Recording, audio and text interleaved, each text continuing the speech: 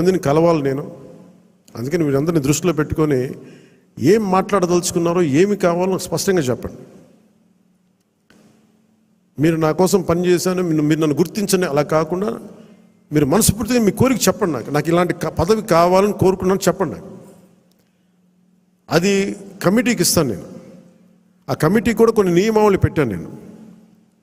ఎలా చేశారు, ఏం చేశారు, పార్టీకి ఎంత చేశారు, కార్యకర్తలతో ఎలా మమేకమయ్యారు, ఇవన్నీ దృష్టిలో పెట్టుకొని వాళ్ళకి ఇవ్వాల్సిన గుర్తింపు ఆ బేరీ చేసుకుని ఇప్పించేస్తాను. కానీ మీరు ఒక స్టీవ్ జాబ్స్ గుర్తుపెట్టుకోండి, ఏదైనా కావాలంటే అడగాలి, మీరు అడగాలి. అడిగితే నేనేం చెప్తానంటే నేను ఫస్ట్ నేను నో చెప్పను ఎవరికి.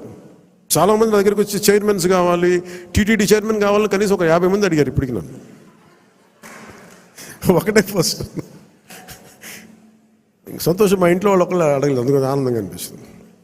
అంటే గతంలో వైసీపీ వాళ్ళకి మనకు కూడా ఇంట్లో వాళ్ళు వచ్చేసి మొత్తం బంధువులు అందరూ పనిచేసుకుని అంటే భయం వేసింది. మా ఇంట్లో వాళ్ళు అడుగుతారు కానీ సంతోషంగా ఎవరు అడగల. అందుకని నాగబాబు గారి పేరు వచ్చింది, అందుకని అంటున్నాను ఈ మాట. రేపు మా నాగబాబు గారికి అలాంటి కోరికలు లేవు. ఆయన నిరాకారాన్ని ప్రార్థించే వ్యక్తి. ఎథీస్ట్ అని చెప్పను కానీ ఒక భగవంతుని విగ్రహారాధనని దాటి ఉండే వ్యక్తి, అసలు నిరాకారాన్ని పూజించే వ్యక్తి. అందుకని ఆయన పేరు ఎలా వచ్చిందని అనుకున్నాను.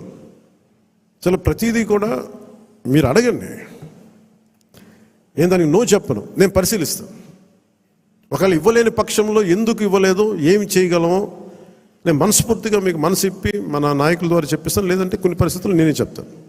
అందుకని దీని పెద్ద మనసుతో మీరు అందరూ అర్థం చేసుకొని మీరు అడగడం అయితే అస్సలు మీరు ఇబ్బంది పడదు, మీరు అడగండి మనస్ఫూర్తిగా. ఎందుకంటే నాకు ఏదైనా కావాలని నేను అడుగుతాను. కాదు నేను ఎప్పుడు నా స్వార్థాన్ని నేను ఏమడగను, నాకు పదవి అడగను. కానీ నేనేమంటానంటే నాకు ప్రధానమంత్రి గారిని అడుగుతాను. ఇప్పటిదాకా ఏం అడగలేదు ప్రధానమంత్రి గారిని, ఖచ్చితంగా అడుగుతాను. రాష్ట్ర 5 కోట్ల మంది ప్రజల కోసం అడుగుతాను. ఇప్పుడు స్టీల్ ప్లాంట్ని ప్రైవేటీకరణ చేయకుండా పాసిబిలిటీ ఉందా అడుగుతాను. అలాగే మనకి విశాఖలో రైల్వే జోన్ కావాలి, అవన్నీ అడుగుతాను. అలాగే మనకి ఒక 20 లక్షల మందికి ఉద్యోగాలు రావాలని మన కూటమి ప్రభుత్వం అనుకుంటే దానికి తగ్గట్టుగా సర్వీస్ సెక్టర్ని ఎంత డెవలప్ చేయొచ్చు, ఇలాంటివన్నీ అడుగుతాను. పదవి అనేది మనకి బాధ్యత అవ్వాలి, కానీ అది ఒక ఫ్యాషన్ స్టేట్మెంట్, ఒక అలంకారం అవ్వకూడదు. ఎందుకంటే చాలామంది అడుగుతున్నప్పుడు నాకు ఉన్న ఇబ్బంది ఏంటంటే సబ్జెక్ట్ నాలెడ్జ్ లేకుండా. ఇప్పుడు నేను పొల్యూషన్ తీసుకున్నా, కానీ అటవీ శాఖ తీసుకున్నా, పర్యావరణం తీసుకున్నా, పంచాయతీరాజ్ శాఖ తీసుకున్నా, నేను వచ్చి ఇప్పుడు నేర్చుకోలేదు. నేను కనిపించడం మీకు పొలిటికల్గా న్యూస్ లేదంటే ఒక నాయకుడిగా కనిపించవచ్చు, కానీ పబ్లిక్ పాలసీని చాలా